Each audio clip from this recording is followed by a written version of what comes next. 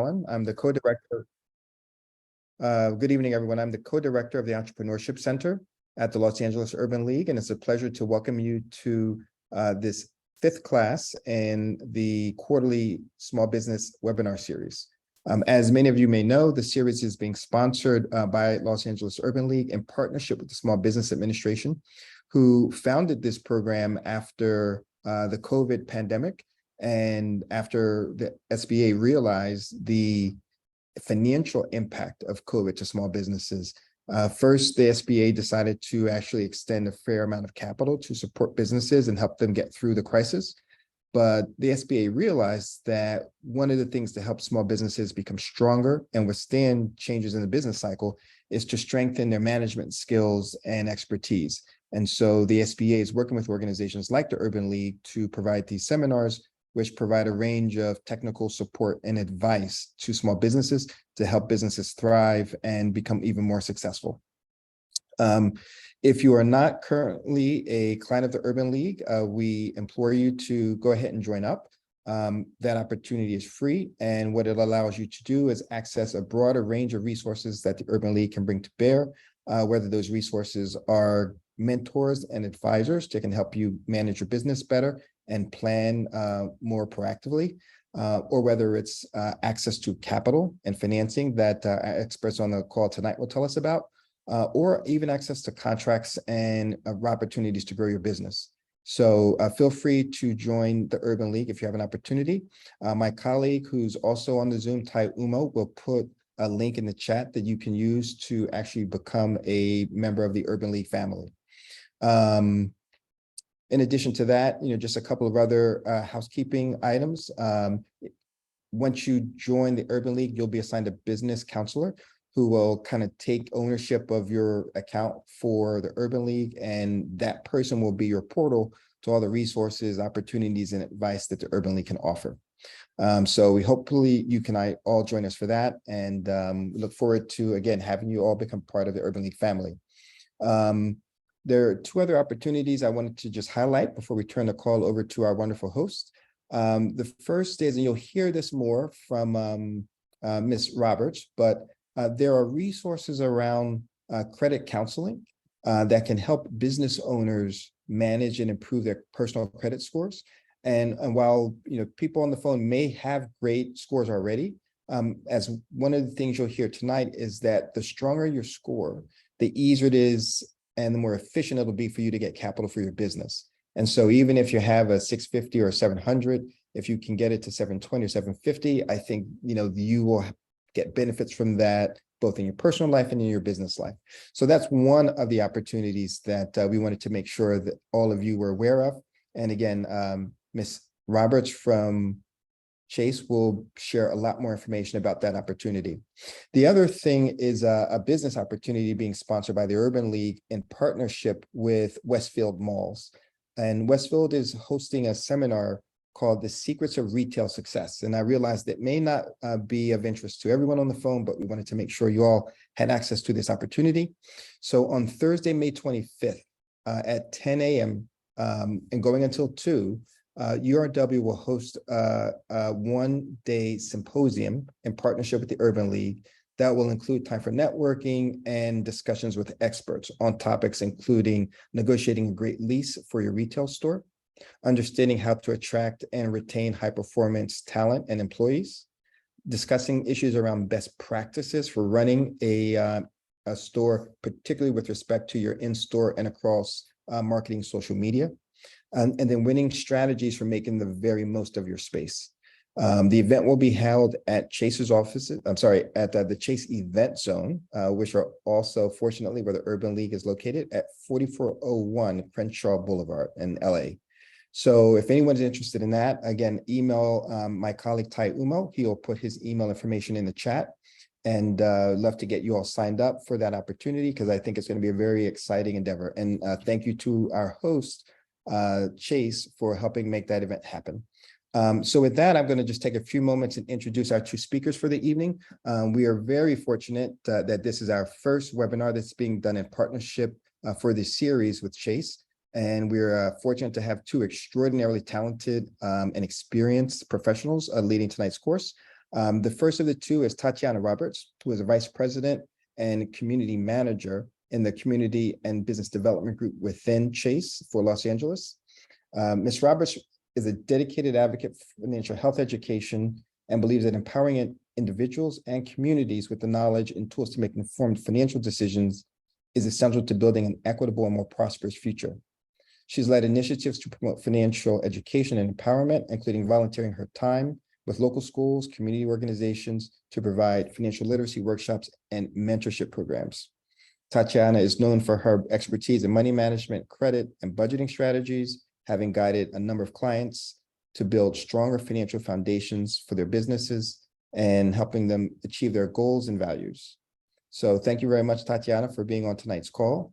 And then briefly, Lisa Stevens, who's a partner from Chase, who's also helping us with tonight's class, is a certified business mentor with Chase's Minority Entrepreneur and Racial Equity Commitment Team. Lisa empowers small businesses from underserved communities by providing one-on-one mentorship.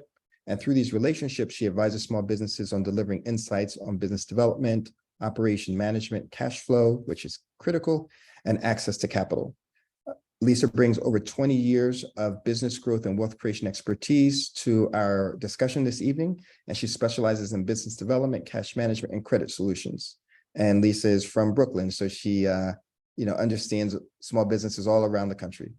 So with that, I'm going to turn the call over to Tatiana and to Lisa. Tatiana's going to guide our discussion first this evening to everyone on the phone.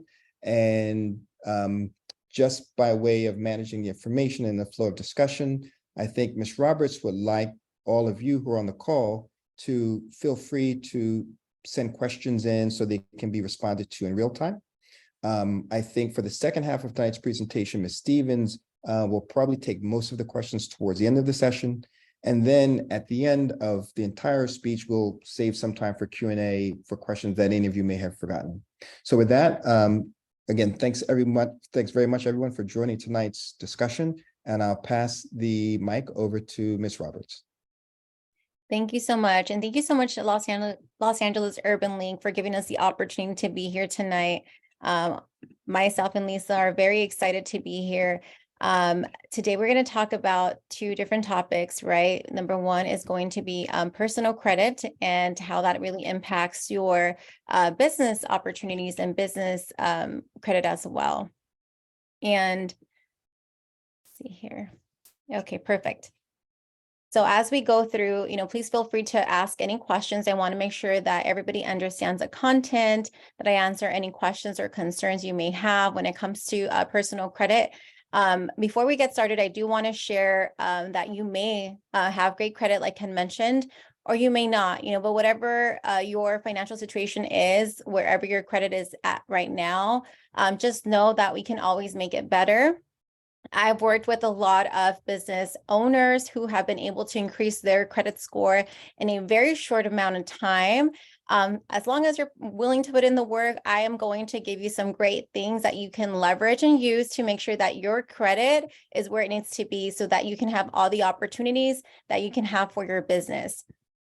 So here's my contact information. Feel free to jot down my email address. It's also on my name on the screen. It's tatiana.roberts@chase.com.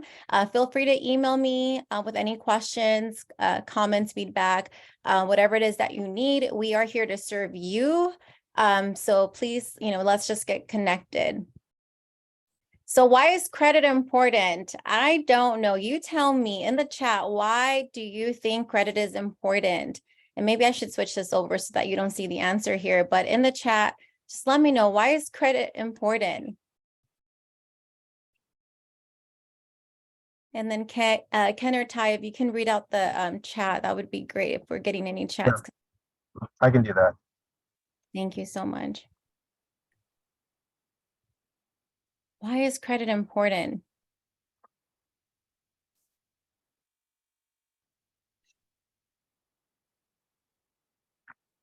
Someone says, Miss D Jones says, to borrow money. Laura Tot, she says, I think in order to apply for anything, your credit affects who you are.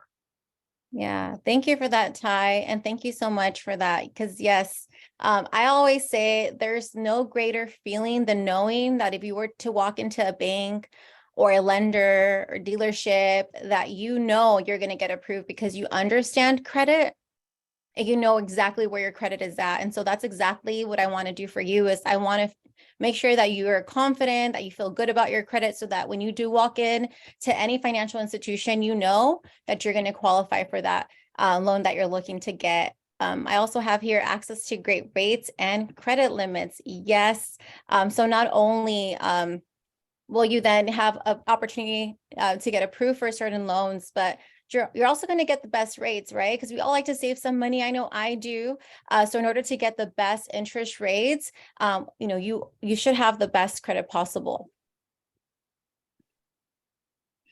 So your credit history can affect a number of things, right? Such as credit. We talked about credit, loans, even jobs. Although most of you are probably business owners, some jobs do require you to have a great credit, right? A good credit. I know for banking, we are required to have a credit check, and we do need to have a certain criteria when it comes to credit to have a job like ours. So it can impact some jobs, some housing, business owners. If you are not a homeowner, that's something that, you may want to consider, and that can impact your ability to purchase a home. Even insurances, right? Some insurances will offer a higher premium if your credit is not where they want it to be. And then also other important services, right? So it's very important for you to understand how credit works and also how to protect that credit once you get that credit there.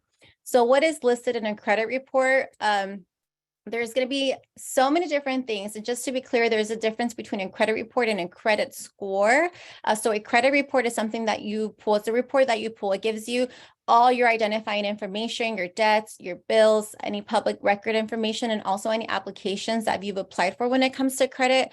One thing that I do want to mention here is when it comes to your identifying information, if you haven't pulled your full credit report, it's going to surprise you.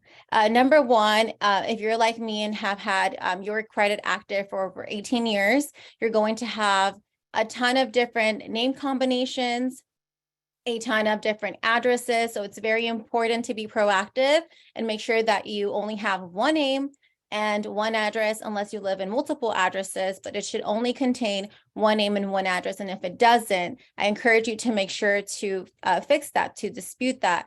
And we're going to talk a little bit more on that. Now, there are 3 credit bureau agencies, and that's Equifax, Experian, and TransUnion. Now, I know most people are checking their credit score through different apps, but what I will say is that not all apps are created equal, and not all apps give you access to all 3 credit bureaus. So just please ensure that you're checking all 3 credit bureaus, because some of them will give you a different score than others. And it's just very important to make sure that everything's accurate on every single one. I know some of the credit bureaus might make you feel a little better than others, right? Because some scores may be higher than others. At least that's the feedback that I always get. I don't want to look at Experian. I like TransUnion score, but it's always good to make sure that you're checking all 3. Now, what is in a credit score? I like to call a credit score a grown-up GPA. It's basically a number based on information on your credit report. It will predict payment of bills and debts as agreed. And then people with the higher credit score present a lesser risk to creditors, right? So the higher your score, the less of a risk to creditors. So we definitely want to make sure that, I always say, keep it above 750. That is going to be the goal. There's a lot of people that are always shooting for the 800s, which is great. I've been in banking for almost 18 years, and I will tell you the 800 FICO score is not as common as people think. And so you're going to get the best rates once you're over 750. So let's shoot for that. If you're not there yet, let's shoot to be at over 750. Now, we talked about why credit scores are important, but in terms of who uses your credit score and your report, again, some financial institutions, some landlords, some utility companies, right, such as your gas, your light, they may ask for a security deposit if your credit score is not where it needs to be. Some cell phone companies, insurance companies in certain states, employers, like I mentioned earlier, and even some state agencies or affiliated organizations will check your credit report and score. Now, there is a term that we use often, and that's credit invisible. So what does credit invisible means what that means is that you have no credit. There's nothing on your credit report. And so when this happens, it's going to result in a harder time getting a loan, renting an apartment, getting a favorable cell phone plan, obtaining some jobs, and also turning on some utilities without paying a large deposit. And in terms of, when you talk about business, if you're credit invisible and you're trying to get some credit for your business, that's going to impact that ability if you don't have any credit on the personal side. We're going to dive a little deeper into that too. The great thing is that you can always take some steps to improve and manage your credit score. And of course, this includes paying your bills on time and as agreed. As business owners, I know you have so many different bills, right? So many different things that you have to pay. So one of the things that I will highly encourage you on is to make sure that you set up yourself for auto pay, right? That is the best thing you can do, is just set it and forget it. You don't have to worry about it. You don't have to stress out about it. That's probably the best advice that I can give you when it comes to paying your bills on time. Because that will have a very big impact on your credit score if you do not. Now, here is the 5 factors when it comes to your FICO score. And as you can see here, 35% of that FICO score is going to be your payment history. And again, that's why it's so important. If you can set up your payments to be set up automatically, that would be amazing, because that is 35% of your FICO score. One thing that I want to mention here is, if you're like me, when I started off my credit history, I was applying for a lot of credit cards. Do not recommend, but that's just what I did, a mistake that I made. And it was very hard to keep up with a lot of the credit cards that I did have. And so when I was able to pay them all off, I kept one, and it happened to have an annual fee, and I forgot to pay it, because I just forgot to pay it. And so what happened is, not only did I get a late fee on an annual fee, but then on top of that, it was recorded on my credit history as a late payment. And so if that has ever happened to you, please reach out to that creditor. Please talk to them and ask for a goodwill deletion. If it is your first time, more than likely, not only will they probably waive the fee for you, but they can also remove that from your credit report and your credit history. So definitely please reach out to those credit card companies and see if you can get those removed, because that is 35% of your credit history, of your FICO score. 30% is going to be amounts owed. And so this one's a big one, because business owners tend to use their personal credit cards for their business. And so this is something that I see that's very common when it comes to business owners, is they will use their personal credit cards to fund their business. I had a session with an individual that had just started his business, and his credit score dropped about 50 points in a matter of about 2 weeks. And it was because he had just started a new office, had bought new desks, computers, and he put everything on his personal credit card. And so that is why his credit score dropped so much. With that being said, 2 different things, right? Number one is there's always 2 options. You can either ask for an increase on your current credit cards to give you a little bit more of a increase in limit, right? So your utilization can be under 30%, because that is what is recommended, to stay within 30%. So what that means, if you have a limit for $1,000, we want to keep the balance at 30% or less, if possible. Okay. The good thing about it is, let's just say you do need to use a little more, right? That is perfectly fine. You're going to see that impact on your score. However, as soon as you pay that back down, you're going to see that increase in your credit score again. So don't worry about it. The only time you should be really freaked out about it is if you're trying to buy a house, or you're trying to apply, to buy a car. Then at that point, I would suggest to lower that balance as much as you can. I see 2 comments in the chat. So I'm going to stop here. Yeah, there's a question in chat. I can add. The question is, does the annual fee show up on your statement as amount owed? Yeah, great question. So the annual fee will only show up on your annual fee will always show up on your statement, right? That's always going to show. What happened to me is that I I wasn't really paying attention to the statement because I wasn't using the credit card.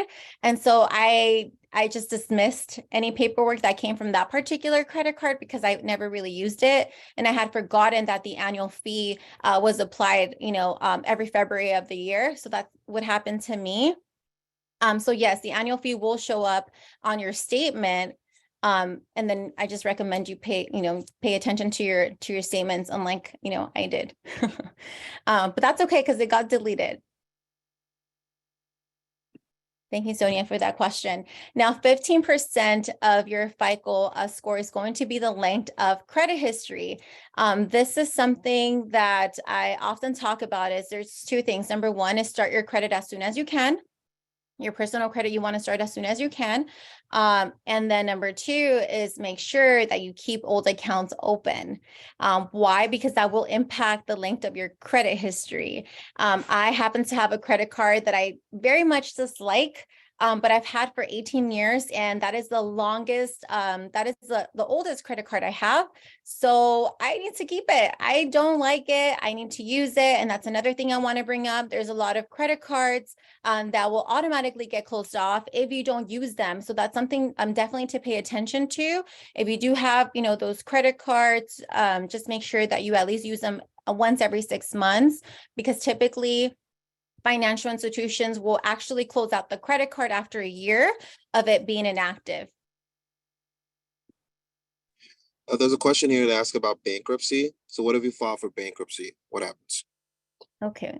And for that, if you could be a little bit more specific as to if someone files for bankruptcy in terms of like the length history, that's going to be something completely separate. And if you want to connect one-on-one, I can definitely go a little bit more into detail. And then what if you are almost paying off a car that is the longest? So loans are a little different. So loans are not going to impact you in a negative way. Actually, it's going to impact you in a positive way when you pay off that car. So Laura, congratulations. You're almost paying off your car. That's actually a great thing. And then I do have a question here, building your credit after bankruptcy. I have a lot of success stories when it comes to building your credit after bankruptcy. We're going to be able to get into that for you. So stay tuned, because I do have some ways for you to increase your credit score, build your credit after bankruptcy. So we'll definitely address that in a bit. The next thing is that credit mix, right? So you want to have those credit cards, those auto loans, those home loans, right? Because if you've had a car loan and you were able to pay it off, and then you apply for another car loan, the likeliness of you being able to get approved for that car loan is going to be higher, because you've already paid off a car, because you already had a car loan, right? So you want to have a mix. I happen to have investment properties, and that's on my credit, and it's great because I'm able to show that I can buy homes, that I can purchase property. And so I have a really good credit mix. So, if you only have a credit card, if you only have a car loan, that may be something that you may want to consider, because that is going to be 10% of your credit history. I didn't always have great credit. Back in the day, my credit wasn't the best. I actually had to finance a car, which, by the way, I was always a big believer of buying a car in cash. I would always save up and then buy the car in cash, but I knew that I needed to increase my credit score. And so I ended up buying a car, financing the car so that I can get that credit mix. And then my credit increased dramatically. But I did pay a higher interest rate because my credit wasn't where it needed to be. So I just wanted to give you that as an example. And then the next thing would be new credit. That is 10%. So anytime that you're applying for new credit lines, new credit cards, that is going to impact you and your FICO score by 10%. I will mention that a lot of people are sometimes afraid to apply for new things because, they feel like it's going to impact their score in a negative way. You may see that drop in your FICO score. But then as soon as you make those payments to whatever it is that you applied for, you're going to see that credit go back up. So it's only a matter of time. So don't get discouraged if you apply for something new and then you see that your credit score drop, because as soon as you start making payments within 3 to 6 months, you're going to see that credit score shot back up. So you're going to be perfectly fine. Now, what is a good credit score? This is a range. And so when we look at FICO scores from 300 to 579 is poor. Fair is 580 to 669. Good is 670 to 739. Very good is 740 to 799. And exceptional, it's 800 to 850. But again, if you're in the very good category, you're already going to get very good interest rates. So shoot for that. Now, one thing that I do want to mention is that there is opportunity for you to get approved for different types of loans, different types of credit cards with different types of lenders. However, you just might pay a higher interest rate, right? So sometimes I have people tell me, you know what, I'm in the poor, right? I'm 300 to 579. Can I still get approved for a loan or for a credit card or whatever it is? And you may be able to. However, you're going to pay a lot more in interest over a period of time. So in order to save money, it's just very important to, again, be over the 750 FICO score. Now, this is one thing that a lot of people don't do, and this is checking your credit report, again, because there's a credit score and there's a credit report. Your credit report should be reviewed at least once every 12 months to make sure that all that information is accurate. Quick tip, if it's your birthday, the day before your birthday, that is a perfect gift to yourself. It's give yourself the gift of pulling your credit report, checking that everything's good. I personally feel like checking your credit report once every 12 months is way too long because things can happen. So I do have alerts set up on my apps in case, you know, I apply for new credit, it's going to alert me and let me know. And then I do typically will pull my full credit report at least once every 3 months. But at the very minimum, you should be pulling your report once every 12 months to make sure that everything is accurate. Now you are able to do that for free, completely free, if you go to annualcreditreport.com. If you sign, there is going to be like a membership option. You don't have to sign up for a membership. You are entitled to one full credit report every year. Okay, so highly encourage you, if you take anything away from today, is for you to pull up that annualcreditreport.com because it will surprise you. There's going to be different combinations of your name. There's going to be different addresses on there that might not even be yours. So if I can leave you with anything, is to check your annualcreditreport.com, pull your report, save it on your computer, and then keep it in a file, in a safe file. Now, here's the fun part, disputing errors in your credit report, right? This is where it really takes a lot of time and energy, right? If there are certain errors on your credit report, this is where you need to make sure that you're printing out your credit report, you're checking to see what it is that you can dispute or where you should dispute, and then doing that, right? So that can be anything such as identity errors, that could be your name, incorrect reporting of account status. I know when I paid off my car, 4 months later, I had applied for a loan, and that car was still showing up as like an active loan, and I had already paid it off, right? So it's very important for us to be proactive and make sure that everything is accurate, because sometimes we assume, right, that, oh, it's taken care of, the bank, you know, it's paid off, they're going to report it, and sometimes it doesn't. So just make sure that everything is correct when it comes to the status. Also, some data management errors could be on there, some balance errors can be on there, and just outdated information in general. Again, we want to be proactive, because what happens sometimes with business owners or anybody really, they go to the bank, they apply for a loan, and all of a sudden, you know, they have to go back and fix some of these errors. So again, it's very important for you to be proactive. Now, there are some limits when it comes to negative information on your credit report. So generally, negative information can only be reported on your credit report for 7 years. And some, the exception to that would be some bankruptcies. So that's definitely something to keep in mind. If you've had something negative on your credit report for longer than 7 years, then that might be something that you may want to dispute. Now, when it comes to medical debt and credit reports, when it comes to medical debt is the number one reason why Americans go into bankruptcy. If you haven't experienced going to the hospital like I have, the amount of bills and fees is a little ridiculous, to be honest with you. And it's very important for us to ask for that statement, that breakdown, because sometimes, you are being charged for a ton of things that you really shouldn't be charged for. So definitely recommend you get an itemized statement for your hospital visits if you had them. But generally, medical debt can, on your credit report, is not reported until it is unpaid for at least 180 days. So that is something good to know, that you have 180 days to resolve any billing disputes, make payments, or even make payment arrangements. So something to keep in mind when it comes to medical debt, because again, medical debt is the #1 reason why Americans go into bankruptcy. And I do have a comment here. It says, I disputed an error on an installment account and Experian deleted the entire account. Is there any way to get it back? I had that private student loan since 2011 and paid the account off early by 3 years. It was my longest account. Okay, Patrice, you are okay when it comes to that. You don't need to add that back onto your credit report.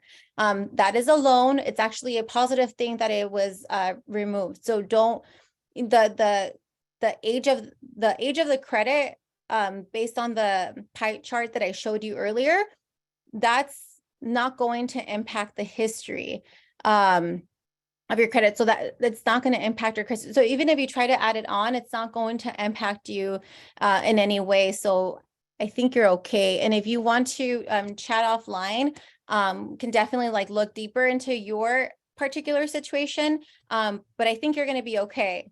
But again, if you want to, dive deep into your personal situation, I definitely can look at that. But I think you're fine. I don't think you need to add it back on. Now, here are some ways to dispute errors on your credit report. When it comes to your name and address, I cannot emphasize it enough. Please make sure that there's only one name and one address. And the reason why is because a lot of things can get reported on your credit report, even without a social security number, as long as your name and your address matches. And that is a little scary, because what that means is that there could be some negative information that belongs to someone else. But if their name and their address happens to be on your credit report and they have something negative, that can actually transfer over into your credit report and affect your FICO score. I know it's crazy. So the easiest way when it comes to names and addresses is just submit that dispute online and get that corrected. My maiden name is De La Torre, which happens to be 3 different words. So the combination of last names that I had on my credit report was, I had every single combination you can think of, right? And so that was not good. So definitely make sure that you dispute that through online. You want to do that online.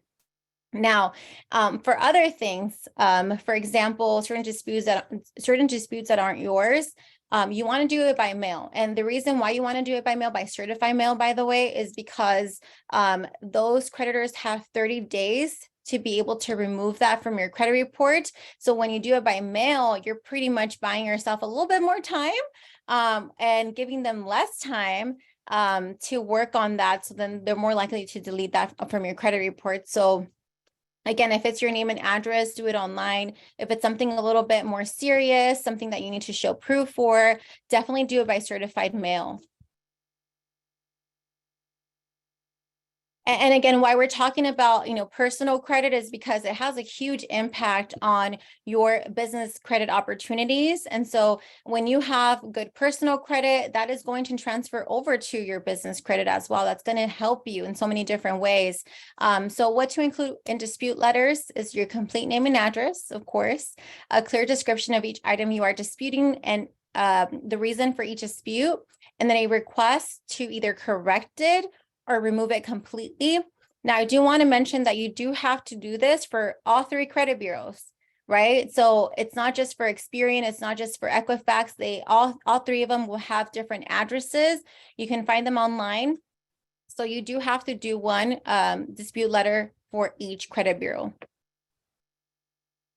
And you want to send copies, right? Copies not original. So if you're trying to dispute, for example, a balance and you have proof that you paid, Just please make sure to send copies, not originals, any receipts of payments, any credit card or account statements, any images of checks are also helpful, any screenshot of online or automatic bill payments. This is all supporting documentation you can include in that letter when you do send that in if you're trying to submit that dispute. Now, after you file that dispute, a credit report agency will send you a letter. Now, when it comes to that incorrect information, just know that it cannot be put back. And this is kind of key because what will happen is a lot of either collection companies or creditors will then try to put it back in by like changing the balance or even changing the account number. And I'm telling you this because it happened to me. So just make sure that you're keeping that record of it being deleted so that if it happens again and they try to add it back on, you can submit that dispute again and show them that it was already removed. You can also request notices of corrections to be sent to individuals or businesses that received your report. So let's just say, for example, you applied for a loan, you got declined because of something very specific on your credit report, and it was an error. You can actually have the credit bureau send that information directly to that creditor or that business. So those are some options for you when it comes to filing a dispute. Now we're going to get into how to build, repair, and maintain a productive credit history. Sometimes, I interact with a lot of folks that have, great credit. They don't even know why. They're like, I'm in the 800. I'm like, great. How'd you do that? They're like, I don't know, right? So it's always good to understand how credit works so that we can keep it that way, right? If your credit's great, that's awesome. We want to make sure that it stays that way. Now, these are some ways to repair and improve your credit. And that is, of course, to review your credit reports. I can't say this enough. I actually have apps in which I'm checking my credit every 7 days. And that's simply because I just want to make sure I'm good. I went through a lot when it comes to, identity theft and stuff. So I just want to make sure that everything's good. Also disputing any errors, right, on your credit report. You want to make sure that everything is good and accurate. Paying your bills on time and as agreed. And if for whatever reason, if you're in a situation where you cannot, please reach out to your lender. I think a lot of times people are just afraid to reach out and to ask. You don't lose anything by asking if there's something that your creditor can do for you. So that's something that I want to just plug in there. Use as little of your credit limit as possible. Again, experts say you should stay below 30%. I personally, myself, try to stay below 10%. That's not always something that's very doable. I sometimes will go over if I'm like taking a trip or putting something on my credit that's a little high, but I know that as soon as I pay that back down, my credit score is going to go back up. So we're good. Do you have a question here? I called and requested updates to my personal info, such as correct spelling of my name, current address, and current phone number, and delete everything else. My score went up 40 points 30 days later. Thank you so much for sharing that testimony. People don't believe me when I tell them that. Yes. See, there you go. There you go. That is it. I think I'm done. No, I'm just kidding. That is amazing. Thank you for sharing that because I kid you not, sometimes that is going to make the big difference. So I'm so glad that you brought that up. Thank you. Thank you. Thank you. So again, use as little of your credit limit as possible. Use a credit building strategy, right? I think oftentimes when it comes to money, when it comes to our personal finances, we don't sit down and like really plan everything out. Same thing for your business. You want to do the same thing. You want to start building that credit building strategy for your business and your personal. You want to make sure that both are good. Keep old accounts open if you can. And if it makes sense, right? There's a lot of credit cards out there that have, higher annual fees. So if it makes sense, sometimes you can even ask those credit card companies to switch you to a credit card that doesn't have an annual fee if you're not taking benefits. If you're not taking advantage of the benefits that they include, it's something to consider instead of closing out the account. Apply for credit only if you need it. Right. Oftentimes during the holidays, special occasions, you may catch yourself applying for new credit cards if they're offering a discount. So only apply for credit if you need it. Negotiate different terms is something that I feel a lot of people do not take advantage of. And I think that's, again, because there is kind of like that, I don't want to say fear, but it's almost like No, they won't do it, right? Like, it's like, if I call, they're not going to change anything. Like, you don't know if you don't try. So definitely suggest that. And then again, ask for a goodwill deletion, right? If there are some late payments on your credit report, call those creditors and ask them to see if they can remove it. I'm going to stop here because I know I have the chat. Yeah, there was a So- question that asked, can you pull your annual credit if it's frozen? I believe it's going to send you an alert to make sure that it's you. So can you? Yes, but I believe you're going to have to like unfreeze it before you actually pull it. I don't think it's going to go through if it's frozen. Great question. Yeah. Okay. So can you ask for a goodwill deletion on a closed account? Yes, you can. Yes, you can. And I definitely would encourage you to call that creditor and see if they can remove it. But yes, you can. The sooner you ask, the better, because typically after a certain amount of time, they will not have access. Because typically, so what it is, it's not, they're going to send a letter over to the credit bureau, right? So they can do that anytime. But sometimes what happens is, after a couple of years, systems change, and so they may lose information on that particular account. So the sooner you could do it, the better. Okay, because I need help with that. I paid it in full. See, yeah, definitely would call and ask for that goodwill deletion and see if they can send over that information to the credit bureau. Great question. Repair and improve your credit. These are some ways to do that. And that is to, again, I think I went over this. So ways to build credit, right? So ways to build credit, you can always get a secured credit card. If you don't know what that is you're pretty much backing up that credit card. So let's just say you go to a bank, whatever bank offers secured credit cards. You say, I'm going to give you $1,000, and then therefore in return, you're going to get a credit card for $1,000, but it's backed up by your own money. Okay.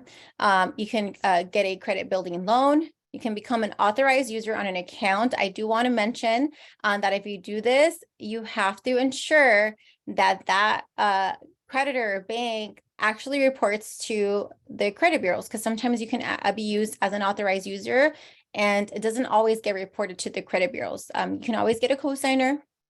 You can apply for a credit card at a store or gas station because those are typically easier to qualify for. Make a large down payment and negotiate a loan for the balance. Those are some ways to build credit.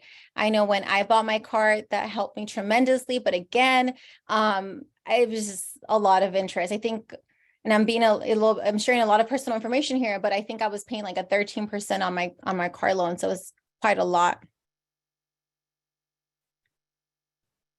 Okay, it says here, sorry, just to not leave anyone hanging. Yes, if you've never had this done before, like myself, I had several old residencies listed since I moved out of my parents' house, and phone numbers plus misspelled names. Example, Sonia versus Sonia, Pillar Burke, Pillar's my middle name, etc.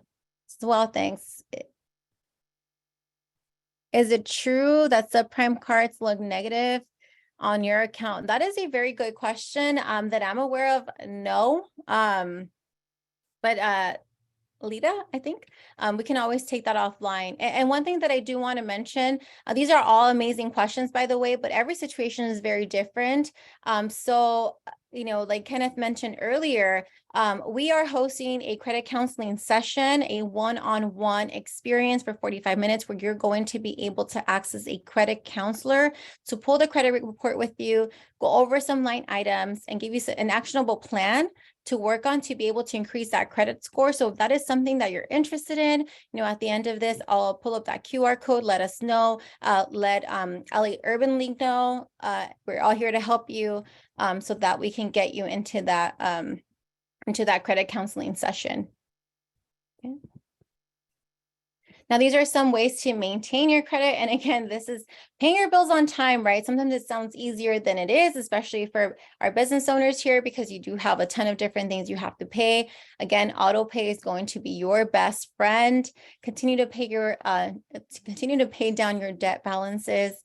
Keep the portion of the credit you use low compared to your credit limits. And again, you can always do this by, paying them down, or by asking for a limit increase, right? One thing that I also want to mention is that when you're logging into your bank account, you're going to see from time to time that the bank is going to ask you for your annual household income.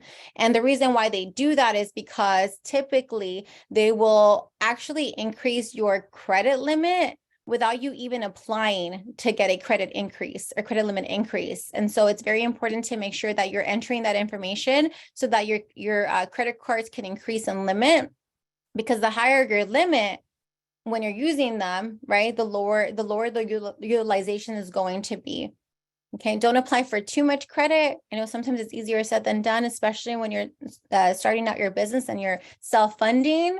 Avoid actions or inactions that may create new entries. Pay your taxes and child support in full and on time. Check your credit reports and regularly dispute errors, and then just keep good financial records. That's super important. I always tell people, keep those files, and now, especially now that they're electronic, just, have those safe files somewhere safe, of course, and just accessible, right? I know sometimes business owners struggle with keeping financial records because there's just a ton of things that we need to keep. So I think for me, a good tip is just to separate them by folders. And I always do it per year. I have some investment properties. So for me, it's just easier to track everything that way. But definitely make sure that you keep those good financial records.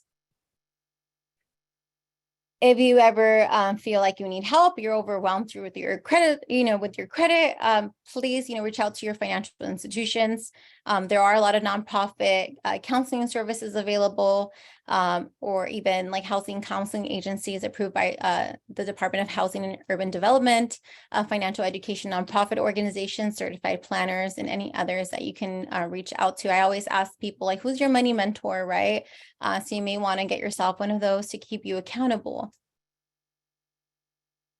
When it comes to debt consolidation, just be cautious, because there are a lot of companies out there that will, promise to pay down some debt and consolidate some things. Another thing that I do want to mention is that when you do debt consolidation loans, sometimes it doesn't really address the underlying issues when it comes to debt. So just be cautious with that. Debt settlement, that is working with creditors to accept a lower payment and settle debt. You also want to be cautious with that, because you may have to report that on your income taxes, and that's going to be the amount that you settled. So something to, watch out for when it comes to debt settlements. Now, there are credit report scams. I always say this is a lot of work sometimes for some people, especially business owners, because you're already doing a lot, but just be cautious. There's a lot of people online on Instagram and on Facebook, promising to remove or delete things on your credit report. Just be cautious. Just make sure that you know your rights when it comes to your credit, and that you are dealing with a legitimate company. And again, you can do all this yourself. I know sometimes it could be a little overwhelming because it's a lot. But once you sit down and you create a plan, you can do all this on your own. Or again, you can reach out to a lot of organizations that can offer this service for free, so you don't even have to pay. Now, we're going to talk really quickly on protecting your credit history. So now you have great credit. Let's keep it that way, right? There are different ways to protect that credit history, and that's by setting up initial fraud alerts, any active duty military alerts, if you are in the military, extended fraud alerts, credit freezes, credit logs. So these are all great ways to protect your credit history.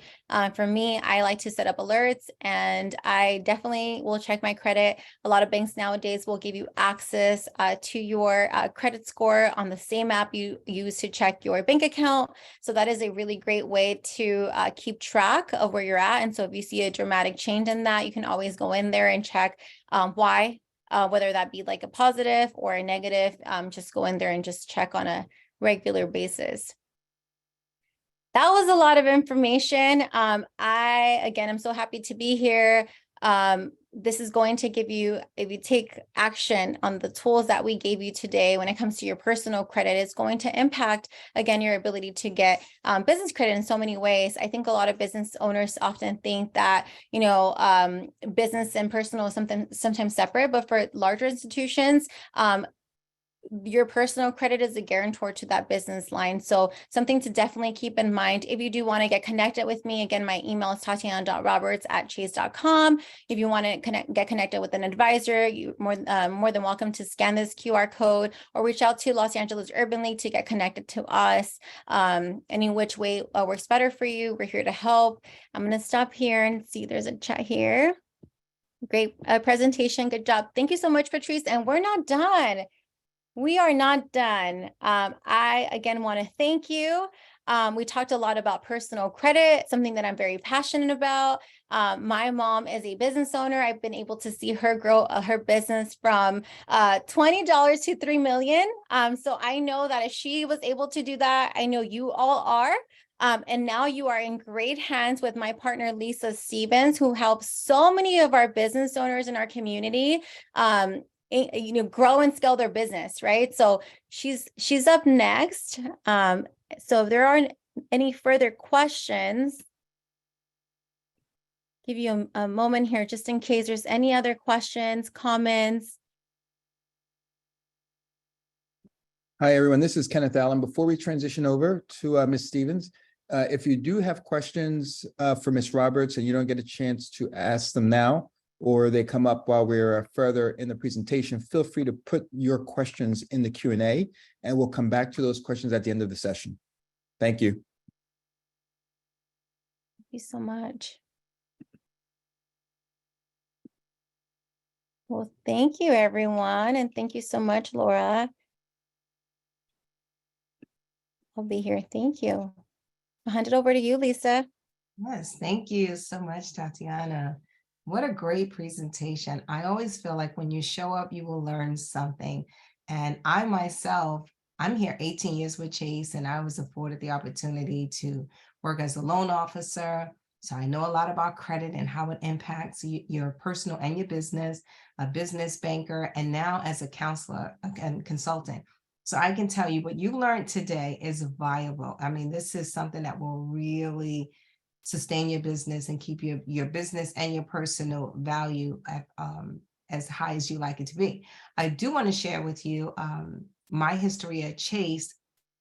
I am very happy to be in the space I am now. Tatiana and I partnered together. We help the community of business owners on the personal level and the business level. Today, I will discuss a little bit about the power of capital. I know that the Urban League has a great presentation, and this SBA they've been going over for the past few Wednesdays have given you a lot of information. I kind of want to tie in a little bit about the personal and the business credit, just to kind of give you an overview of how to possibly package a loan, or do I really need credit? Or are there other options? So we'll go over it quickly. There is a workbook that goes along with this presentation. I'm not sure if we were able to share it or not, hopefully, but if not, we will get that workbook out to you. Why I think this workbook is important, it'll help you to kind of deep dive on some of the subjects that I'll discuss. But in addition to that, we actually have these presentations available online. So you can kind of go through the 90-minute presentation. We also have them here at the community center where the LA Urban League is located on Crenshaw Boulevard. We host in-person and hybrid events. So with that, I'd like to start. We'll talk a little bit about power of capital and how your personal credit, which Tatiana, amazing. I wrote down the goodwill deletion. I wrote down the credit visibility. You know, I used to call it the ghost. So I like credit visibility. And even that section where she discussed about the 5 areas of credit, the fair, the poor, fair, good, very good, and excellent. I believe we've all had at least 2, 3 of those categories, and the goal is to get us all where we need to be for our business. So with that, Kai, do I have the ability to share? Yes, you do. All right, let's see if I can share my screen here. All right. Perfect. Yeah, there we go. Oh no, that's the workbook, I think, right? Yes, this is the workbook. Let me go back, guys. My apologies there. All right. Busy Lisa. There we go. All right, here we go. Okay, so the power of capital. Let's begin. My name is Lisa Stevens. I am from Brooklyn, New York. I live here in California now, but the beauty of it, one of the things I appreciate about Brooklyn, New York, there were so many entrepreneurs in my community, and I'm noticing the same exists here in the Leimert, the Crenshaw, the Los Angeles area. And one thing I want to say to you is that you're the bravest human beings on earth. My dad was an entrepreneur, and I watched the struggles that he went through, just not having access to the information. We all think that it's just access to capital, but it's that educational piece that's going to take you from someone giving you the fish and you learning how to fish. So today, let's just review a little bit about lending, credit, and then again, hang tight to the LA Urban League. I've joined some of the Wednesday calls, and I'm telling you, the information that they're providing will sustain you as a business owner and allow you to teach others on the information that you've learned. So let's start here. Why are we here? Some of the reasons that we're here, Chase itself, is that we're trying to make sure that we're doing our part. We found that there's so many underserved communities that didn't have this access. And we're finding that businesses are going deeper into debt because no one is giving them those tools that they need so that they can be sustainable and that they can scale. We want to change that. So between Tatiana and myself and the Urban League, you have a community that's wrapping their arms around you. So we're going to advance. And again, a lot of this is inside your workbook, but I want to start with a question here.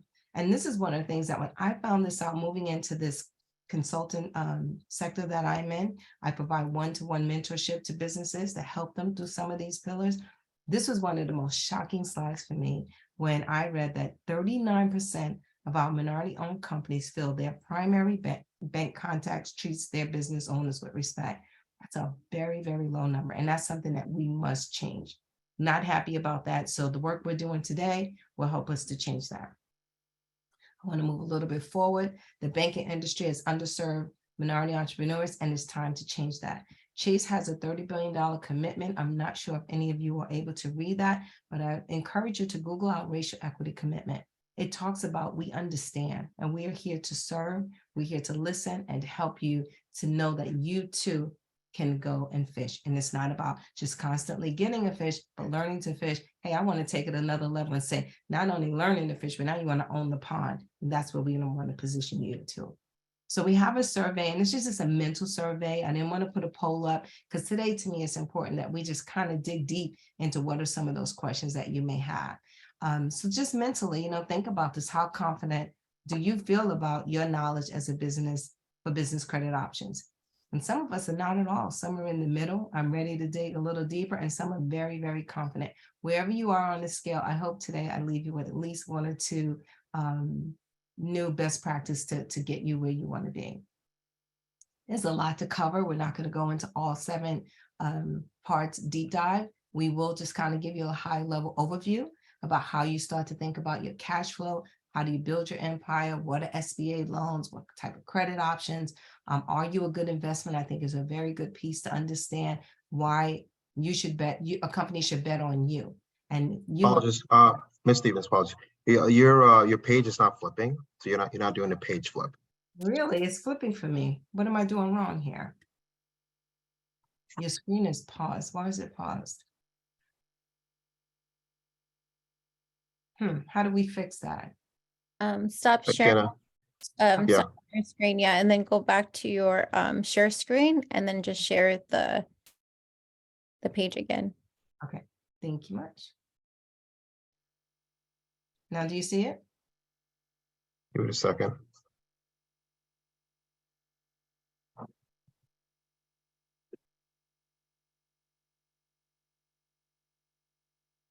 Is it flipping? It's Well, yeah, it's still like showing. flipping. I just have it going all over. I'm not sure. How do we fix this? I Is can, it let when me see. we took it from Tatiana to you to me? Like, did that stop the ability to share? Yeah, Should not have.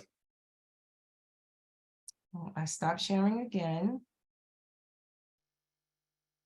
Are You you wanna able to try to pull up you wanna- the presentation, Ty? You're on mute, Ty. let me drive. I'll You got take it. Thank you. Yeah, Okay. I'll take it from here. Thank you, Ty. Once you're on, if you could advance to page 9. Okay. And were we able to provide the workbook? Yes, I was. I did send the link on the bottom. Be able to see my page? Perfect, thank you. Yes, yes, okay, great. Hopefully you- Go to page 9. Yes, There you go. hopefully we were able to download the workbook. Again, this is a very great workbook. You'll be able to interact with some of these questions, deep dive, understand who you are as a business owner, what is personal credit, how does it differ from business credit, and just how to start strategically thinking about how to grow your business. It also talks to you about the different lending opportunities.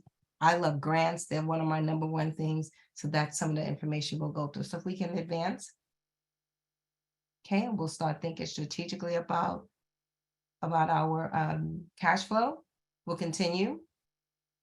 One of the things I want to share with you is how businesses use cash flow. You know, we understand that we have to pay our suppliers. We understand we have to pay our employees, rent space and reinvest, but I want to deep dive on that. With your suppliers, we want to make sure that you have some of those good practices to where when you're paying your suppliers, what are some of the options? What if you did an ACH? Does that allow you a discount? If you paid in advance, does it allow discount? Can you extend those payments and keep your cash handy with you? When you pay your employees, are you paying yourself? That's the number one key, because guess what? You too are an employee of your business. You want to make sure that you have the right team around you. So if you're paying people that aren't productive and adding value to the business, you want to reevaluate who are those employees. Make sure that you keep the good employees, and those that you need to replace, you need to do that if it's going to help you to grow. But more importantly, make sure you are paying yourself as an employee. You want to get with your CPA and help to understand why that's important to show up as an employee of your business versus just taking draws as you need them.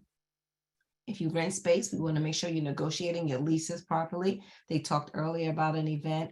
Ken talked earlier about an event on May 25th. I encourage you to come. It teaches you how to negotiate your lease if you're leasing. If you want to purchase, you'll get some tips there on how to start looking for property and how do you want to negotiate your deals. Reinvest, I think, is huge. You always want to reinvest back into the business. What does that mean? It may mean new equipment to the business. It may mean adding on new partners, growing your space, new inventory. Reinvesting into your business will always give you that ability to scale. So let's advance forward. We'll go again. This is a story that's in your workbook, so I won't deep dive, but it talks about Tiffany and how Tiffany has some challenges, but she was able to overcome them. I encourage you to read that in the workbook. We'll continue. Okay, and this talks about how does your cash flow need to be managed. Now, great, we want to talk about our credit. Great, we want to increase our credit. But what do we do once we get those lending requests approved, right? Managing your credit, your cash flow is huge. You can have all the money in the world, but if you don't have the right tools to manage wisely, that money will slip through your hands faster than it came in. So we want to make sure that you're looking at the process that you need that are in place for payables, receivables, where your strength, where your weaknesses, and make sure you're budget every dollar that you get in, whether it come from grants or from lending or just growing in your business. That is going to be key, is how you manage your cash flow. So let's advance, right? And now let's just deep dive about, do you need to borrow? Sometimes we don't need to borrow. We just need to restructure what we had. Sometimes we need to just maybe cut back. Maybe it's not our season, so we'll fall back for a little while until it's time. But let's think about that, because when you borrow, remember, that's now a new debt to your line item, and you have to repay it. I always say, if you think you need to borrow, think about it. Work with your CPA, reevaluate, do I need to borrow? And first, find out if there's any grants that you can lean into and say, hey, maybe I can apply for these grants. I understand grants is a numbers game, and sometimes it could be a little frustrating. You apply for 10 and you get approved for 2, but guess what? You don't pay those 2 back. So I encourage you, look for grants. The grants are a huge asset for us. I can't stress that enough. But let's advance. And we'll talk about what lenders want to know. Again, I'm just going to quickly go through this because I know there's another series coming up to really deep dive, but again, this is on your workbook in page 5 through 8. You'll be able to look and see what are some of the questions? How long have you been in business? Why is that important? They want to know that the business has gone through a season. Sometimes it's 2 years in business, 3 years in business. Yes, there's some loans out for 1 year in business, but the reason for that is they want to understand You see your seasonality and you understand the highs and lows. They want to see if your business is profitable. The worst thing a bank can do for you is to lend to you if the business is not profitable, because now you have an added stress, right? Added to you, like, oh my God, what do? I have to pay this bill. I have to pay that bill. So first, you want to be profitable before you're seeking capital.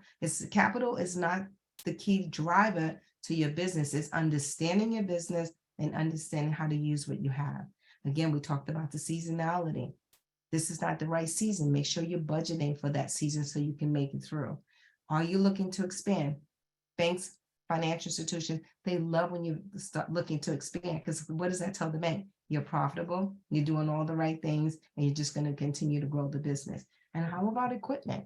Well, installing new equipment help you to grow your business. That's another great lending piece that banks like to look, financial institutions like to look at, because they understand equipment brings revenue, especially if it's good investment. So let's advance forward. All right, we'll talk a little bit about credit. Let's advance again. Right, and this is on your workbook, and when I discuss those pages, so page 6 through 8 on your workbook, we'll go through it and look at the bigger picture. And this is a picture about how you are advancing as a business. What are some of the notes? Fill in these blanks. This is going to help you to identify your business and your lending ability. Let's advance. Okay, now we want to talk about, why are you a good investment? Some of the things I always say to businesses, would you bet on you? Right, and that's what the banks want to know. How are you a good investment? So let's take a quick look at some of those factors. You are your business' best asset. Why is leadership number one? Because you are your business. No one knows your business better than you. And when you have your credit intact, remember Tatiana talked about how your personal credit is the leader. Well, guess what? Your personal credit and you are the leader, and you're a powerful leader. So this is how the bank knows that not only do you understand your industry, but you also understand what it means to pay and get paid. So if a bank is lending to you, they say, well, she's a business owner, he or she's a business owner. They're writing invoices, they're paying invoices. Well, now I know they understand, and you have great leadership. Cash flow is critical. Why is it critical? They want to understand that your cash flow in and out will help sustain the loan, help sustain the business, and help you to continue to grow. Collateral is another thing that a lot of folks overlook. And collateral is a huge piece when you're applying for a loan. You want to identify, do I have ARs? Do I have inventory? Do I have equipment? And put all that down. The bank want to know that you yourself have already invested. You already bet on you. You've got some skin in the game, right? And they want to know that this is the collateral that you can say, guess what, Mr. or Mrs. Financial Institution, bet on me. And how I know you could bet on me, because here's something to back me up. So let's advance. Okay, now Tatiana, she went really deep into what personal credit and what business credit, and I'm going to talk a little bit about business credit. I want you to take note of the score. Do you see the score on your left-hand side where it says your personal credit is anywhere from 300 to 850? And that's a wide gap, right? And you want to make sure that you're landing, if you're at the fair, and here's what I want to say to you, no matter where you are in the poor fair, this is you, this is your credit. You have the right to go in and challenge, send some of those dispute letters, and fix what needs to be fixed. If it's broken, that's not something you walk away from, because we live in a world that really, really relies on credit. So I want to encourage you, get with counselors, get with someone that the Urban League, Chase. We have resources to help you to improve your personal credit, because guess what? Your personal credit is going to fuel your business credit. And a lot of people go, well, my business is borrowing. Why do I need to put my personal credit? Think about that. You are your business. So if your business is you and you are your business, they kind of do go together. Now, are there some institutions that you can lend solely from just your business credit? Absolutely. They are, but guess what comes with that? There goes that higher risk. So you may have a higher interest. Remember, Tatiana talked about she had a higher interest rate with the car note. Now, here's how financial institutions have to measure their risk and measure their return. So if you're looking for just business credit, yes, there's CDCs out there. There's different type of factory lending. There's a few, but just be mindful, is it beneficial to the business? And if it's not beneficial, then let's build that personal credit so that you can say, knock, knock, my personal credit is up to par. I'm ready to get this business credit. How do we get business credit to grow? Here's what you want to do. You want to make sure that you're tracking your business credit with your EIN. Your EIN is your employee identification number. Whether you're a sole prop, LLC, or corporation, you have the right to have an EIN even as a sole prop. And you want to report through your EIN. If you're a sole proprietor, go on to irs.gov, register yourself and your company, get an EIN number, because what happens is you start to track that EIN number. Your score goes from 0 to 100, which is not a lot, right? So we want to make sure that any reporting that we're getting on our business credit is being reported accurately and it's giving you the benefits you need. Few other things to understand with your EIN number. That's also something, if you log on to sam.gov and you get a SAM ID, which is a unique entity, a UEI, unique entity identification, this too, you will add your EIN. And what is that doing? That's listing you with all of the agencies that you need to be with, that you can start building on your business. You can start building on your EIN and grow your business, not only just with business credit, but as in business branding and business awareness. So let's advance. And if there's any questions about that, we'll talk about that. And I should mention, where would you find out your business credit score? That's something I did fail to mention. Here's where you would go to Experian for business, right? There's an Experian for your personal, but you want to make sure you put that in complete title in. Here, they'll ask you a few identifying questions to make sure that you are who you are, and it'll give you a score. I also wanted to give you a short story. I had a client that applied when I was in the business banking world. She was buying a commercial building, and that's a big purchase. We ran her business credit, and sure enough, there were liens on her business credit. And she's like, I've never had business credit. How did this happen? It turned out that she had ordered pens from a company, and it was a big bulk of pens. Didn't like how they came out. She was disputing. As opposed to following through, she just said, forget it. I'm not going to pay this. And what did they do? They put a lien on it. So you want to run your Experian for business to make sure that any of these things that we said, forget it, is not showing up. And if they are, do what Tatiana said. You go in and you dispute them. And if it's accurate, then go in and work out a negotiation and say, yes, this did happen, but I want to fix this now. You know, we should have came to the table early, whatever the story may be. Just don't ignore it. That could really ruin an opportunity for you going forward a year from now, 3 years from now. So please dive in if needed. But let's fast forward a little. And I want to talk about what loan officers are looking for when you package a deal. And again, personal credit is always going to be number one, because that tells the underwriter, the institution, that you know how to pay your bills because you're paying them on the personal side. That tells the underwriter that you understand what it means to borrow and repay. Same like the people you do business with. You want to know that if you provide them a product or a service, they understand that there's a cost to do business and they're paying you. That's what underwriters are looking for. But they're also looking at your tax returns. And here's what I want to tell you about your tax returns.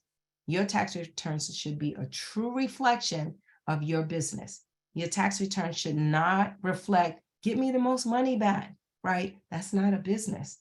And if you're doing that, we need to reverse that habit, because we've got in the mindset of, I'm not giving Uncle Sam anything, right? I want it all back. So we're taking our taxes and we're making it look like the business is negative when it's not. So be very careful and talk to your CPA. And guess what else? You have the right to interview your CPA to make sure that they're on the same page with you and they understand your goals so that the business will project positive. Your business, if you needed to borrow, a lender can see you are profitable. But even more so, what if you wanted to sell your business? If someone came to you and I said, you know what, I like what you're doing, I want to buy you out.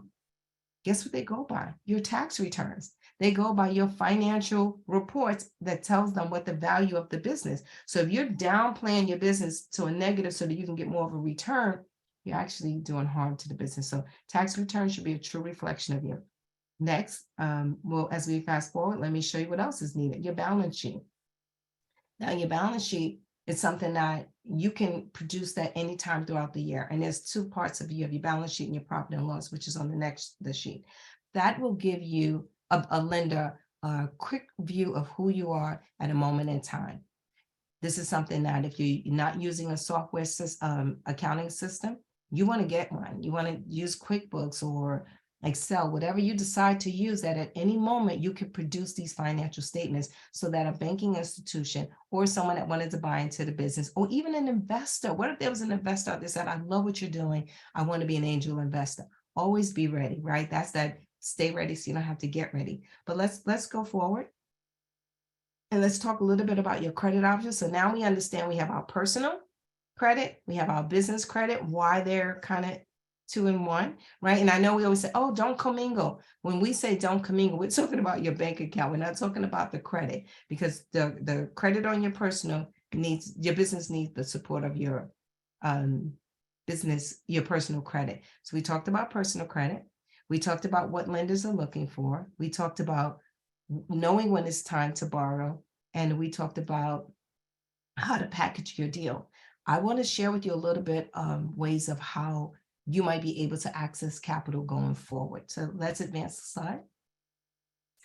Here's one of my number one things that I think businesses should have. And I'm very, if I couldn't say anything else, I think a business credit card, every business should have this. And here's a few reasons why.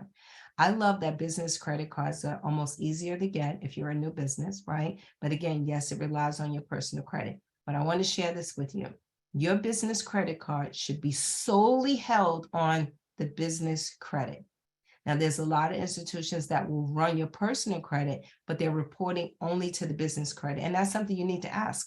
You need to say, okay, is this credit card in my personal, but just with my business name on it, or is it truly gaining credit reference for my business, right? Now, there's a lot of institutions that will run your personal credit. They won't report to your personal credit unless you default. So again, before you sign and just say, okay, I want a business credit card, find out the details. Will it increase my business credit? Does it help me? I also like the perks you get from it. Find a credit card that's giving you rewards, right? And just keep building up on those rewards. But here's what I want to caution. Remember, Tatiana mentioned set it and forget it. Here's where you want to make sure that you're putting on the auto pay, even if it's just a minimum. I know you may like to pay it off at the end of the month, and I'm one of those people that love that. But if you set it to pay at least the minimum, you'll never go late. And you can go in at any time and pay more than the minimum. So business credit card is number one, but I want you to vet these cards. Don't just grab one. Vet them and make sure that it's good for you, for the business. You're growing business credit and you're getting those perks. Okay, let's advance. Here are some of the other ones, and I'll just tell you when they're good to have a line versus a loan. So your business line of credit, that's something like I would say like a revolving door. So there's the New York in me, because most of the buildings have revolving doors. And this is something that you want to use for emergency expenses. It's something that you can borrow and pay back, borrow and pay back. Most business line of credits are for 5 years. Some will renew on an annual basis, but this is something that you don't want to put like big purchases on. This is really that emergency expenses, or to help with payroll. You know, a big payment is coming in because you did a big job. So this is a flexible payment. You're only paying, depending on the institution, most of them will only have that interest only, but guess what's building up in the background, right? Because if I'm only paying interest only, then that principal is adding and adding and adding. So be careful with that and understand that a line is not to be used for long purchases, short term. So now the next slide, we'll talk about the loans. The loans is, again, that's that long term. I want to pay it off in 10 years, 15 years, 25 years. They're made for big purchases, maybe to purchase real estate. This is a debt that I don't mind having on my balance sheet, on my profit and loss, to say I have a fixed payment, $800 a month, and I know it's coming out like that. This is something that I want to make sure that in 5 years, when I go to renew it, that they say, oh no, we're not going to renew it, because that can happen with a line where a loan is fixed. You know what you're paying, you see the loan decreasing, and you pay it in full. So now let's advance to the next slide. And I know I'm going a little fast. I just want to make sure we're covering everything we can. But again, the workbook is going to be a great resource. Tap into some of the programs we have at the Crenshaw Center, to where we're really deep diving more into this presentation, and you can have that one-on-one. We stop and we talk a little bit, but I want to share with you a little additional resources. Remember, I mentioned the CDC. Almost every neighborhood has a CDC. Lean into LA Urban League. I know they have external stakeholders that can help. There's CDFI loans. You have venture capital, small business grant. But guess what? All of this is going to bounce on how you keep your business documents in order. Please, I urge you, if you've been in the habit of getting as much as you can back from Uncle Sam, we need to reverse that. Let your taxes be a true reflection of your business, and be proud of it. Be proud of your business is making money, and guess what? Is netting money as well. So we'll go to the next slide. The SBA loans, I'm not going to go into deep because I do believe that you guys have gone through this already. You business owners have gone through this already, but I just want to share with you a few of the SBA loans because there are a few out here. I also want you to understand that who qualifies for an SBA loan, because a lot of people say, oh, I don't qualify, but you do qualify. And you'll see on the next slide, it tells you who exactly qualifies for an SBA loan. I'm sorry, I think we skipped a slide, but that's okay. So, but I'm just going to go through a few of them with you. Another thing I want you to help understand, what is SBA loans? A lot of people want to compare an SBA loan to an FHA loan. And I think that's a great comparison. And I'll tell you why. If you're purchasing a home, FHA will give you less down payment. It'll give you longer payment terms, but it's securing the loan. It's telling the bank, I understand there's some shortage, but I'm coming in to secure this loan.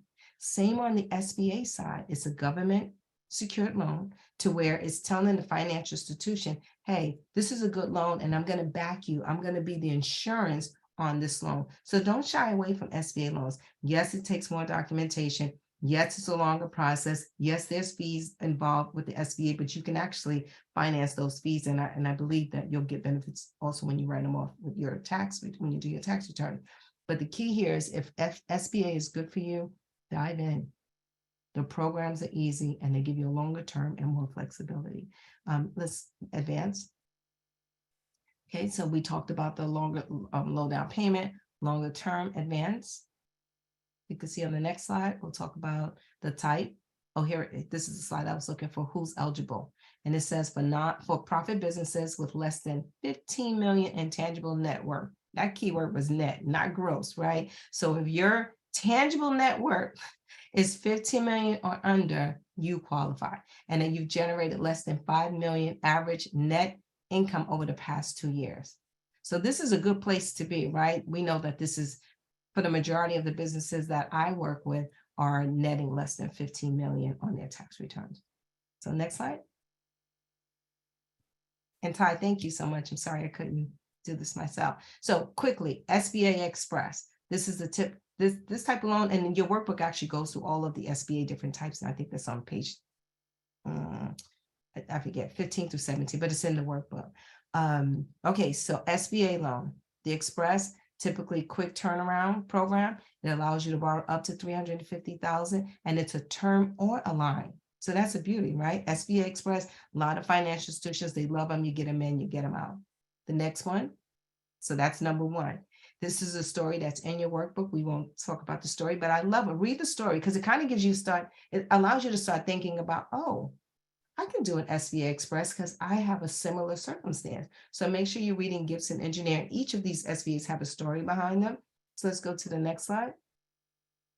The SBA 7A, this is one of their flagship loans. This is a term loan to up to $5 million and is ranging from a 7-year working capital to 25 years if you're purchasing real estate.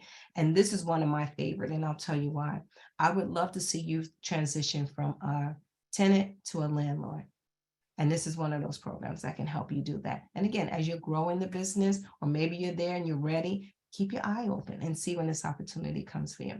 So the next slide will also talk about a scenario with Kick It. Read it on your time. I want to make sure that I leave some time for Q&A at the end.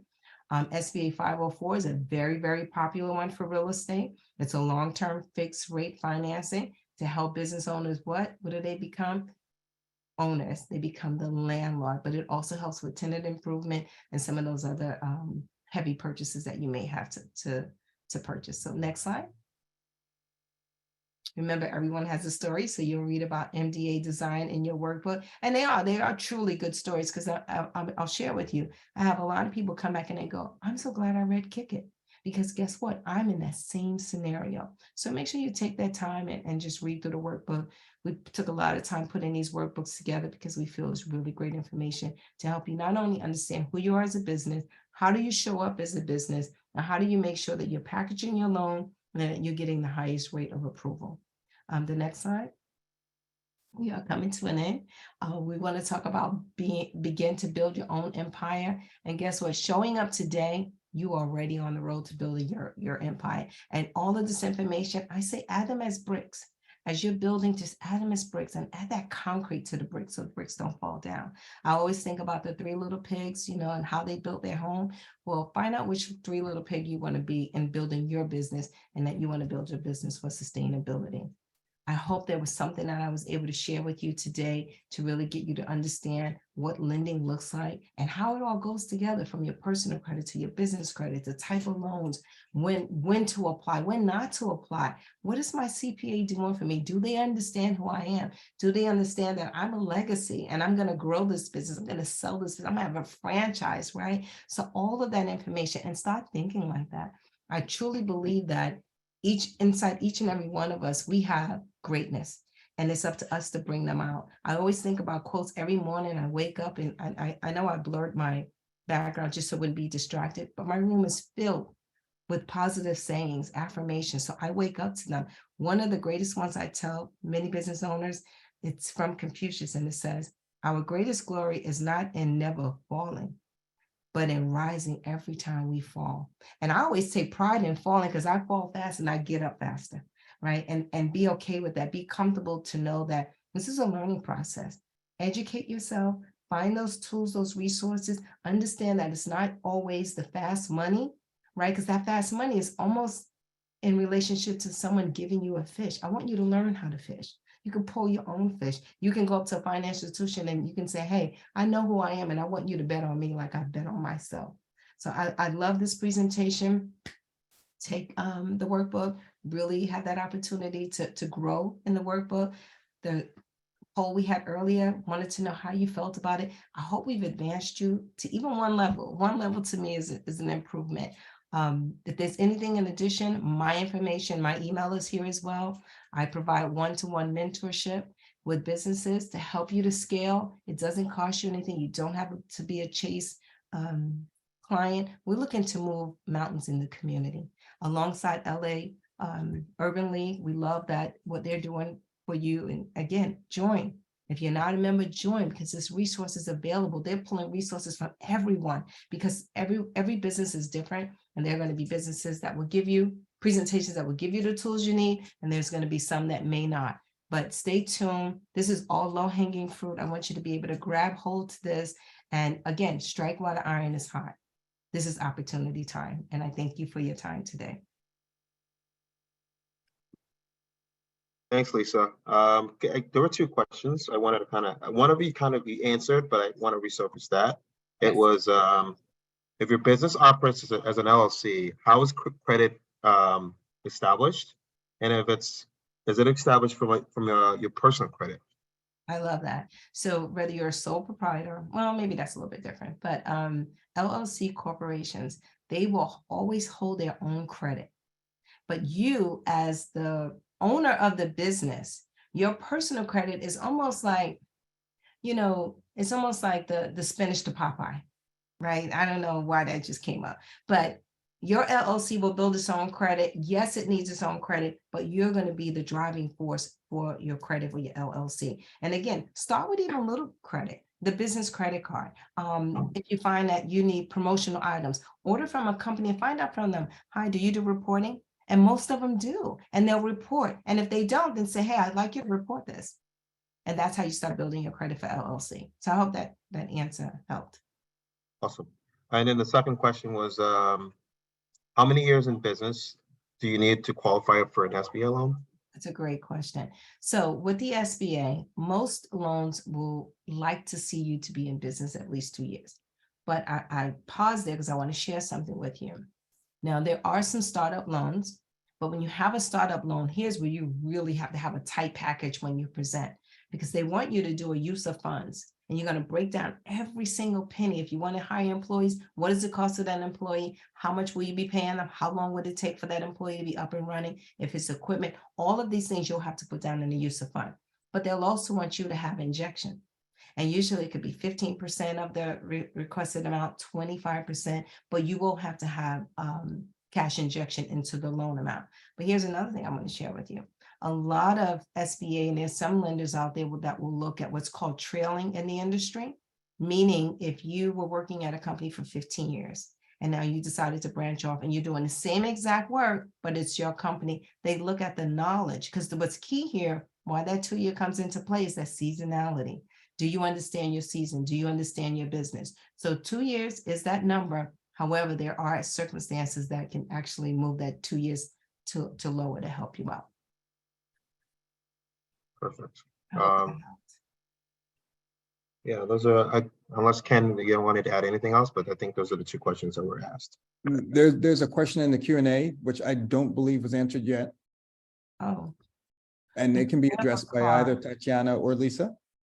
yeah, I think Okay. Tatiana, I'll leave that to Tatiana, but I want to share something with you all too, especially when I was a loan officer, and Tatiana hit on that.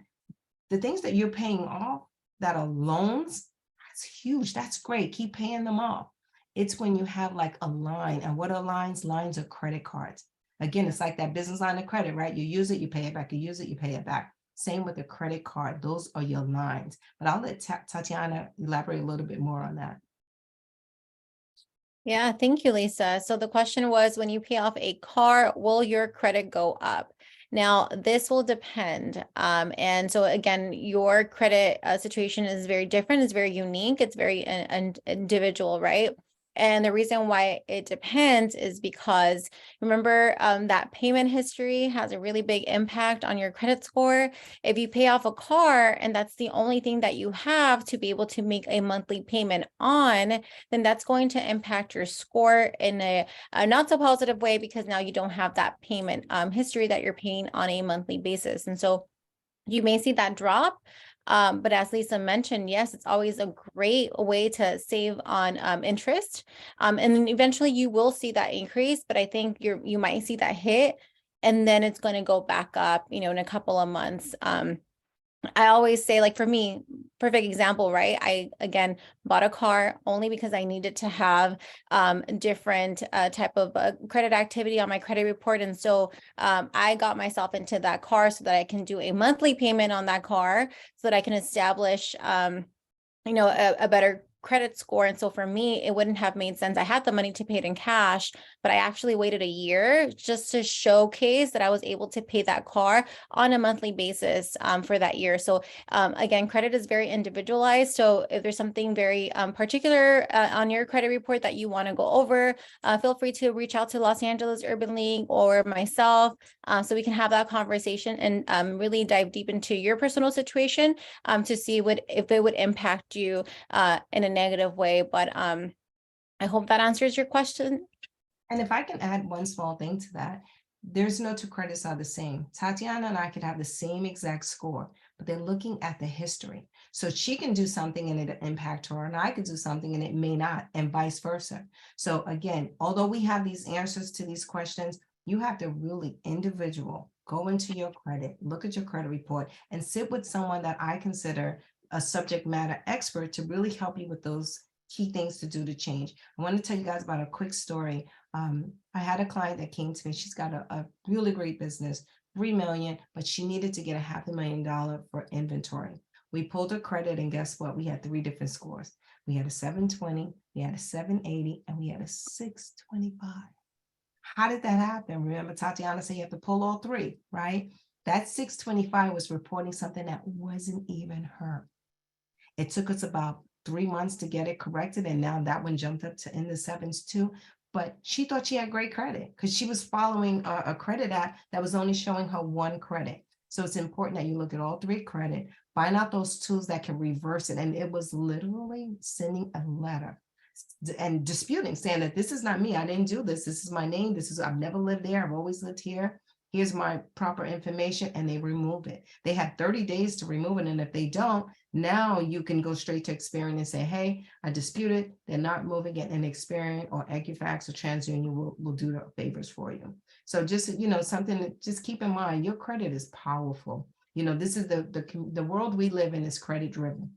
You can have $1 million in the bank, and if you want to go buy a home, and if you're not planning on paying it in cash, the same thing that happened to Tatiana can happen to you. They want to know, do you have credit history? And you're like, wait, I got $1 million in the bank. Why do you care about if I have credit history? They want to see that you understand how to pay them back. Hi, Go ahead. Go ahead, I Todd. was gonna. I was gonna say that there's two more questions. So one by Ms. Summers. It says, what are the pros and cons of having a less amount? So total number of credit cards is smaller versus if you have an overall high credit. Meaning, if you lessen the amount of credit cards that you have, what's that? What are the pros and cons of that relative to your credit card limit? Well, there's Okay, two, yeah, there's two different things here, right? So if your lesser amount, as far as the credit card is concerned, gets closed off, then now you've closed out that credit history, right? So, and I'll give you an example, a perfect example with me. One of my first credit cards is actually a credit card I got with another bank when I was 18, and that credit card has a limit of $300. I've asked for an increase so many different times, and it's just, I have a $25,000 credit card, and I'm like, why can't you increase my credit limit? I don't understand. I still have, to this day, have never closed that credit card because that is my oldest credit card I have. And so I definitely want to keep that credit card open pretty much for the rest of my life. So that would be a con to that would be obviously that age, right? Like the credit history age of closing that credit card. What I would suggest sometimes, depending on your bank, you may be able to request to move certain limits over to other credit cards, which I've done in the past. And so, I've had a credit card, and so instead of like closing it out, I will ask them to transfer some of the limit on the other credit card over. And so now I have a higher limit on that one particular credit card that I've had for a long time. So that's something that I would suggest to do. And again, it just depends on the banking institution that you have that credit card with.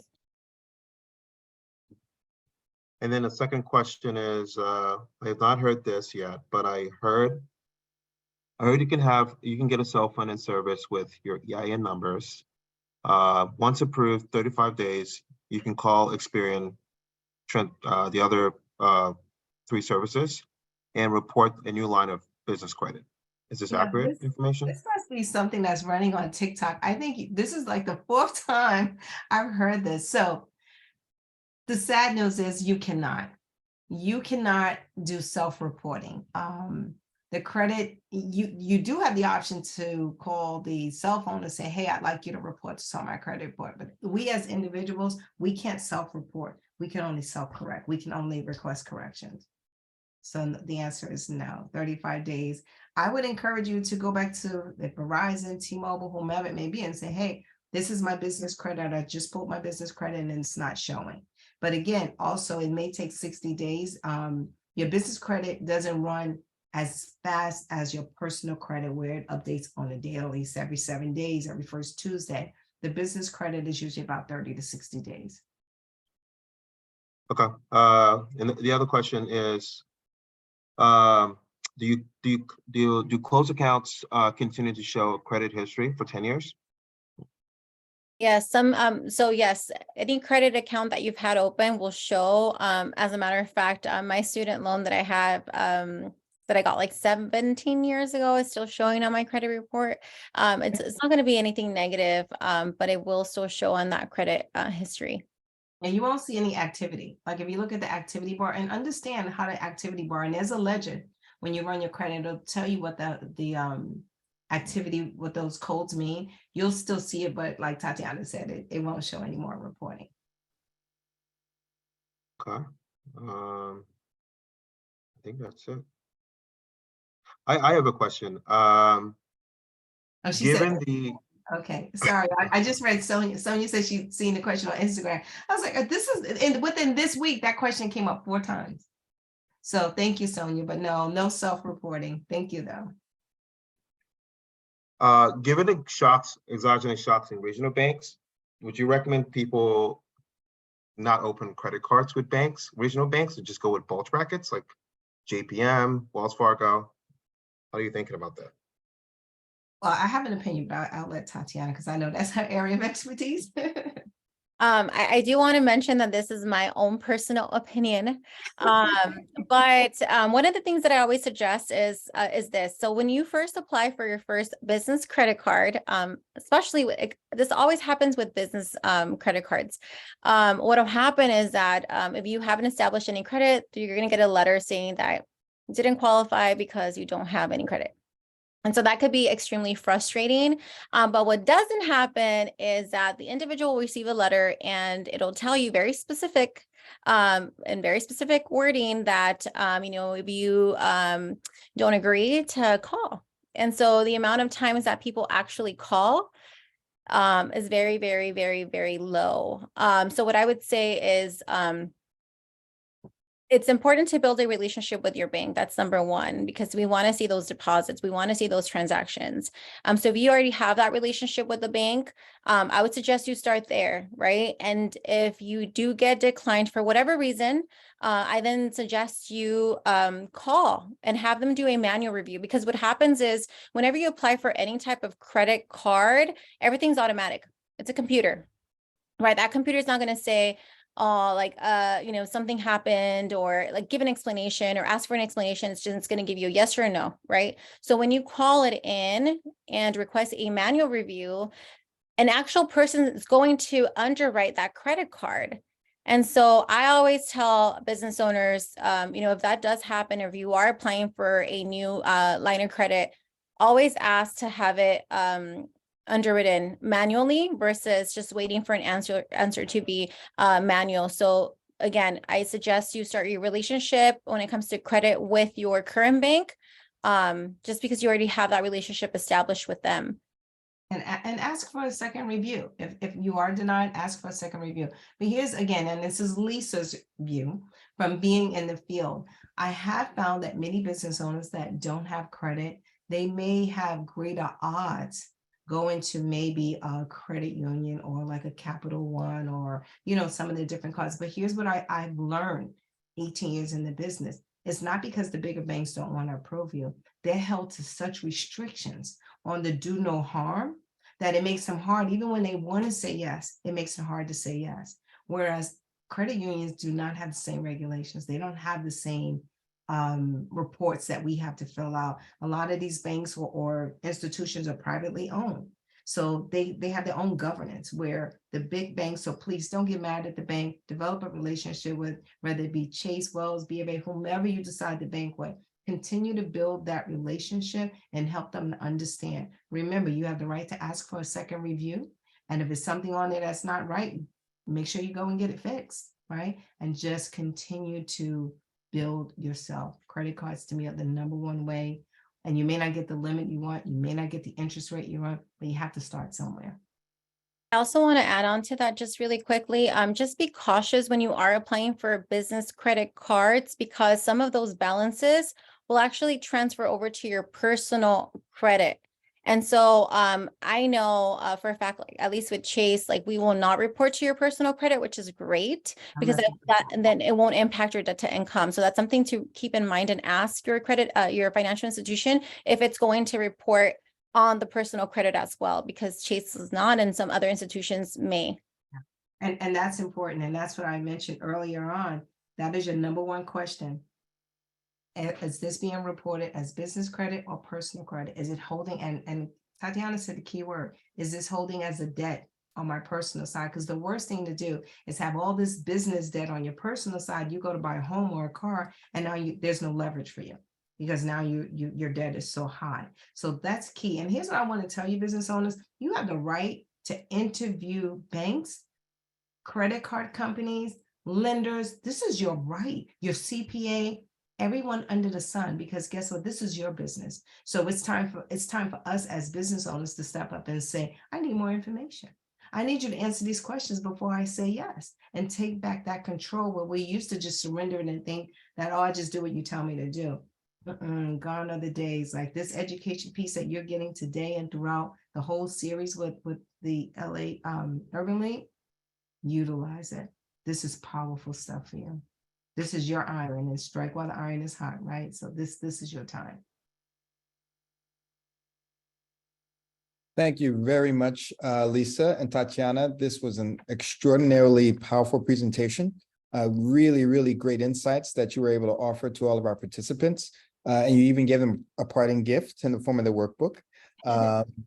So just one final reminder to everyone: if anyone, after hearing tonight's webinar, wants to take advantage of the credit counseling option and that personalized workshop, again, feel free to reach out to Tatiana or to Lisa, or contact myself or Ty, and we can all get you in contact with the people that you need to speak with to organize those sessions, because I think they can be very, very powerful. Myself, having been an entrepreneur, Ty is invested in businesses at where he is. And I will say that having a great credit score, however you get there, makes everything in life easier. Getting your personal credit cards, getting an apartment to rent, getting a mortgage to buy a home. And for your business, it can be very impactful, because the higher your credit score for your business, not your personal, but for your business, lenders, investors, and other stakeholders will come to you to sell you credit, to sell you opportunities. And so the more attractive you look as an opportunity for people to provide you capital, the easier it'll be for you to get that capital. So please keep that in mind. Again, feel free to reach out if you either need any more information or advice from Lisa or from Tatiana. And feel free to contact the Urban League if you have any other questions. And if I could share one last thing, please don't be ashamed of your credit. I urge you, it's okay. We've all been there on that 5 boxes from poor to excellent. We've all fallen somewhere on that credit report. This is your time to fix that. Don't be ashamed. It happens. It's called life. But what you should be ashamed is if you don't do anything about it. Because when you know better, you have to do better. You're accountable now. And guess what? LA Urban League just gave you the tools to do better. Thank you, Lisa. Tatiana, any closing remarks? Well, thank you so much, LA Urban League, for the opportunity. I know you got so much information. As always, we are here to serve you in any way that we can. Lisa mentioned our beautiful Crenshaw Community Center, where we host a variety of events and workshops. So if you're interested in that, again, just email us, let us know. We have networking events, we have workshops. We support our community in any way that we can. And so if there's anything that you're interested in, just reach out to us, and we'll be more than happy to provide those resources and tools for you. Thank you. One last thing. I'm sorry, one last thing. Juneteenth is coming. And I just thought about, as soon as Tatiana mentioned our center, we are hosting workshops, and we're also helping businesses to vend at our Juneteenth event, the Lamert Park. So if you're interested, please email me, let me know your business, and I'll give you more of the information how you too could be a vendor for our Juneteenth and thereafter. All right. Thank you, Tatiana. Thank you, Lisa. Wonderful presentation. For all of our participants, it's wonderful for you guys to soldier on with us for 2 hours, but I hope you again got a lot out of it. And we all look forward to seeing you on next week's webinar, Wednesday at 5 p.m. Thank you, everyone. Have a great night. Take care. Bye-bye.